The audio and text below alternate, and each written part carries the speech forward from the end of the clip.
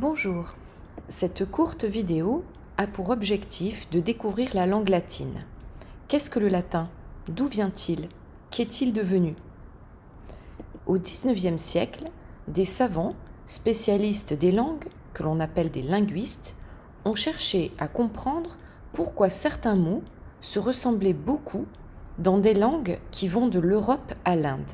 Ils en ont déduit que des peuples d'il y a plusieurs milliers d'années, vivant sans doute vers l'Ukraine, parlaient une langue que ces savants ont appelée l'indo-européen et qu'ils ont reconstituée. Cette langue originelle s'est transformée en raison des migrations en Inde et en Europe. Au contact d'autres langues, elle s'est modifiée et a donné naissance à plusieurs langues anciennes, comme le grec, le sanskrit et bien sûr le latin. Le latin est donc une langue indo-européenne. Vers 900 avant Jésus-Christ, un groupe d'Indo-Européens s'installe en Italie centrale, dans le Latium. Leur langue, influencée par celle des Étrusques qui vivaient au nord et par d'autres dialectes aux alentours, se modifie et devient ce que l'on va appeler le latin. Au départ, il s'agit d'une langue orale parlée par les paysans du Latium.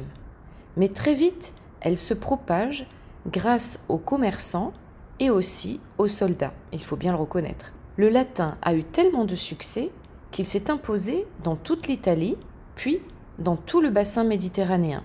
Le latin a été la langue internationale de l'Europe pendant longtemps, au même titre que l'anglais aujourd'hui. En 1539, François Ier abolit en France l'usage du latin au profit du français. Mais l'enseignement en France continue de se faire en latin dans les écoles, collèges, lycées et à l'université. On compose ses rédactions en latin, des poèmes en latin. Les savants, les grands scientifiques, les philosophes sont encore nombreux à écrire en latin jusqu'au XIXe siècle. Et de nombreuses écoles ou universités ont toujours une devise en latin. Le latin est aussi la langue de l'Église. Le pape connaît le latin et dans certaines paroisses, la messe est toujours dite en latin, car encore aujourd'hui, c'est toujours la langue officielle de l'Église catholique. À Rome, au Vatican, les instructions sur les distributeurs de billets sont en latin. Le latin a évolué différemment selon les provinces, donnant ainsi naissance à de nombreuses langues dites romanes ou latines. Le français, l'occitan, le catalan, l'italien, le sarde, l'espagnol, le portugais, le galicien, le roumain, le romanche sont les langues nées du latin. L'étymologie est l'étude des racines des mots. Si nous prenons le centre de cette fleur, flos floris masculin, la fleur, c'est le mot latin. En orange, nous voyons un certain nombre de mots français issus de flos floris, par exemple florilège, floraison, floral, etc.